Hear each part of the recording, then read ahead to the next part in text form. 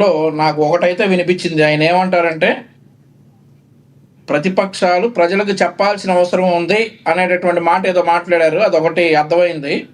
ఖచ్చితంగా ప్రతిపక్షాలు ప్రజలకు చెప్పాలి. కానీ విష ప్రచారాలు చేయకూడదు. ఉన్నటువంటి ప్రతిపక్షం, ప్రస్తుతం ప్రతిపక్షం అని ఫీల్ అవుతున్నటువంటి వైఎస్ఆర్ కాంగ్రెస్ పార్టీ విష ప్రచారాలు చేయకూడదు. ఏదైతే పవన్ కళ్యాణ్ గారి ఉద్దేశం ఒకటైతే ఇంకోటి, అలాగే కులాల మధ్య గొడవలు పెట్టడం అట్లాంటి పనులు చేయకూడదు. ఏదైనా అధికార పార్టీ ఏదైనా కంపెనీ తీసుకొస్తే, ఏదైనా పెట్టుబడి తీసుకొస్తే ఆ పెట్టుబడి మీద కోర్టులకు వెళ్ళకూడదు. ఒకవేళ నిజంగా ఆ పెట్టుబడి గనక కరెక్ట్ కాదు అని అనుకుంటే, ప్రజలకి మేలు చేసేది కాదు అని అనుకుంటే డెఫినెట్లీ కోర్టుకు వెళ్ళొచ్చు. కానీ లక్షలాది మందికి ఉపయోగాలు కల్పించేటటువంటి కొన్ని పెట్టుబడులు రాష్ట్రానికి వస్తూ ఉంటే అట్లాంటి వాటి మీద కోర్టుకు వెళ్ళకూడదు. ప్రతిపక్షాలు ఇలాంటి పనులు చేయకూడదు. ప్రతిపక్షాలు ప్రభుత్వానికి కోఆపరేట్ చేయాలి. ఎక్కడ ప్రజలకు మేలు చేయడంలో కోఆపరేట్ చేయాలి. కానీ వీళ్ళు చేస్తూ ఉంది ఏంటి?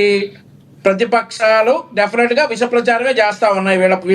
వీళ్ళు అనుకుంటున్నటువంటి ప్రతిపక్ష హోదా అనుకుంటున్నటువంటి ప్రతిపక్షం అట్లాంటి పనులు చేయకూడదు.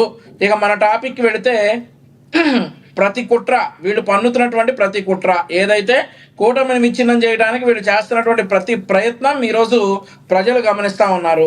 ఎన్ని ప్రయత్నాలు చేసినా కూడా ఆంధ్రప్రదేశ్ రాష్ట్రాన్ని కూటమి ప్రభుత్వం డెఫినెట్గా అభివృద్ధి చేస్తుంది.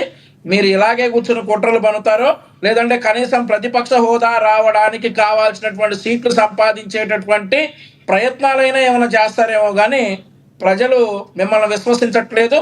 ఎన్డీఏ కూటమికి ఉన్నటువంటి ఓట్ బ్యాంక్ పెరిగింది, ఆల్సో షేర్ పెరిగింది. మీరు పడిపోకుండా చూసుకోవాలని చెప్పేసి నాదైతే అనుకుంటా ఉన్నా. లక్ష్మీనాథ్ గారు. రైట్ వంశీ గారు. ఎస్ మోహన్ రెడ్డి గారు చెప్పండి. మోహన్ రెడ్డి గారు, మీరు ఇందాక కారులో ఉన్నప్పుడు సిగ్నల్ కరెక్ట్గానే ఉంది. మీరు కారు ఆపి మాట్లాడినప్పుడు ఇప్పుడు మాత్రం మీ దగ్గర సిగ్నల్ బహుశా అక్కడ సరిగ్గా ఉండుండదు. ఏదేమైనప్పటికీ మీ అభిప్రాయం అయితే మాకు అర్థమైంది మోహన్ రెడ్డి గారు. మీ చెప్పిన అభిప్రాయం అయితే అర్థమైంది. సో ఏది ఏమైనప్పటికీ ధన్యవాదాలండి మోహన్ రెడ్డి గారు, మీ అభిప్రాయాన్ని తెలియజేసినందుకు ధన్యవాదాలండి. బండారు వంశీకృష్ణ గారు ధన్యవాదాలండి. కృష్ణాంజనేయులు గారు మీ అభిప్రాయాన్ని తెలియజేసినందుకు.